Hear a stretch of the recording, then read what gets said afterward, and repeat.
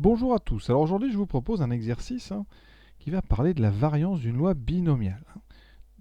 Cet exercice, il est extrait du concours Avenir 2019. Et donc, on va ici introduire une variable aléatoire, grand X, qui suit une loi binomiale. Jusque-là, c'est assez classique.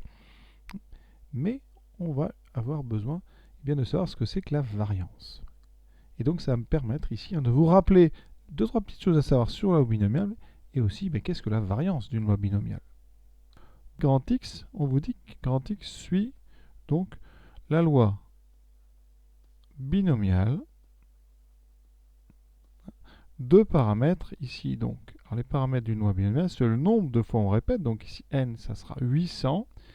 Et la probabilité, c'est P. Et on sait que P est plus petit que 0,5. Donc P, c'est un nombre entre 0 et 0,5.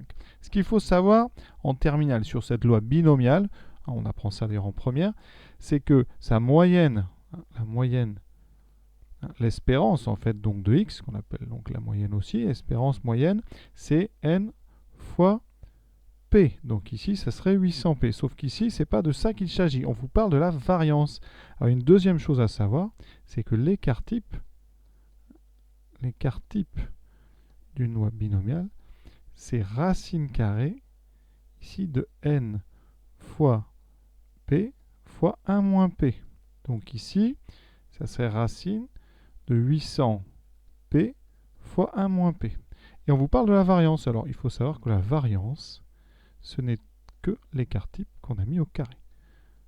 L'écart type, donc ici, au carré. Donc la variance, on va enlever la racine. Ici, ça sera donc à savoir la variance donc d'une loi binomiale, c'est np fois 1 moins p.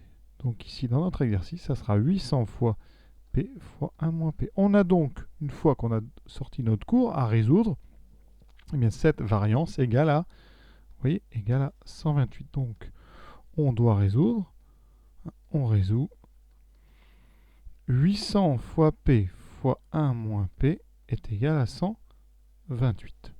Première chose à faire, on va tout simplifier. Alors 128, c'est divisible par 8, 800 aussi, donc je divise tout par 8, ça fait 100 fois p fois 1 moins p égale donc 128 par 8. 128, c'est une puissance de 2, donc c'est ici 8 fois 16. Donc il va me rester égal à 16. Je peux encore envoyer diviser par 4, ça fait 25 fois p fois 1 moins p qui va être égal à 4. Voilà, c'est déjà beaucoup plus simple. Maintenant, on développe. L'équation qui me reste, c'est donc 25 fois p moins 25 p carré égale à 4. On met tout du côté droit par des soustractions. 25p carré moins 25p plus 4 est donc égal à 0. Et voilà ce qu'on va résoudre. C'est une équation du second degré. Ça devrait aller assez vite.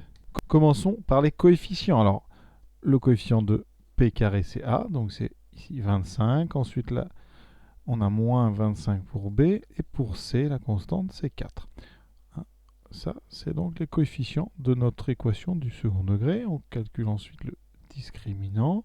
B carré moins 4 AC, moins 25, moins 4 fois 25 fois 4. Donc ici, 25 au carré, le moins va être neutralisé par le carré. Donc 25 au carré, ce qui fait 625. Moins, ici, 4 fois 25, ça fait 100. 100 fois 4, ça fait 400. 625 moins 400, ça nous donne 225. Alors il faut connaître ces carrés, surtout évidemment les carrés parfaits. 225, c'est le carré de 15. C'est 15 fois 15. Donc on a ici deux solutions à cette équation. La première, ça sera donc P1 qui vaut moins B, donc 25, moins racine carrée donc de 225 qui vaut 15, divisé par 2 fois A, donc divisé par 50. Ce qui fait 10 sur 50. 1 cinquième est notre deuxième valeur. Donc 25 plus 15 divisé par 50, c'est donc 40 sur 50. Ça fait 4 cinquièmes. Alors ici on a deux possibilités. La première qui vaut donc 0,2, la deuxième 0,8. Mais rappelez-vous dans le texte, on a une info, c'est que P est strictement plus petit que 0,5. Donc, ça va nous éliminer plutôt la deuxième P2 parce que 0,8 1 ne va pas. 0,8 est supérieur ou égal à 0,5. Donc 0,8 n'est pas solution. Donc la seule solution acceptable, c'est 0,2. Parmi les 4 propositions qu'on faisait, c'est donc la proposition C qui est la bonne. Exercice terminé. Je vous souhaite une bonne fin de journée à tous. À bientôt.